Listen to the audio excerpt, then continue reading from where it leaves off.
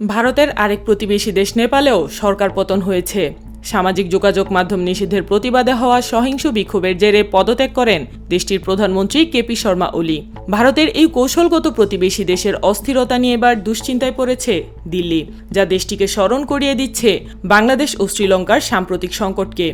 11 September বৃহস্পতিবার British সংবাদ মাধ্যম বিবিসি এক প্রতিবেদনে এই তথ্য জানিয়েছে।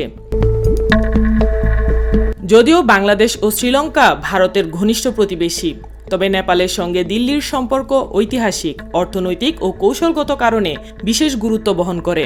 নেপালের সঙ্গে ভারতের উত্তরাখণ্ড, উত্তরপ্রদেশ, সিকিম, বিহার ও পশ্চিমবঙ্গের প্রায় 1750 কিলোমিটার উন্মুক্ত সীমান্ত রয়েছে, আর এই উন্মুক্ত সীমান্তই মূলত ভারতের মাথা ব্যথার বড় কারণ। ভারতের প্রধানমন্ত্রী নরেন্দ্র মোদী তাৎক্ষণিক প্রতিক্রিয়া জানিয়ে বলেন, নেপালের সহিংসতা হৃদয় বিদারক, তরুণদের প্রাণহানি আমাকে ব্যথিত করেছে। নেপালের স্থিতিশীলতা, শান্তি ও সমৃদ্ধি অত্যন্ত গুরুত্বপূর্ণ। তিনি মন্ত্রিসভার কর্মীদের নিয়ে জরুরি বৈঠকও করেন। বিশ্লেষকরা বলছেন যে 2022 সালে শ্রীলঙ্কার রাজনৈতিক অস্থিরতায় ভারত যেমন অপ্রস্তুত হয়েছিল, তেমনি নেপালের এই পরিস্থিতিও তাদের বিস্মিত করেছে।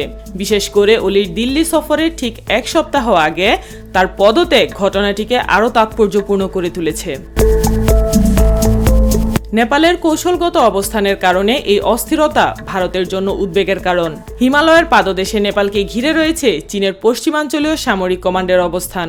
ভারতীয় বিশেষজ্ঞরা বলছেন যে ইন্দো গাঙ্গেয় সমভূমিতে প্রবেশের পথ সরাসরি নেপালের ভিতর দিয়ে গেছে।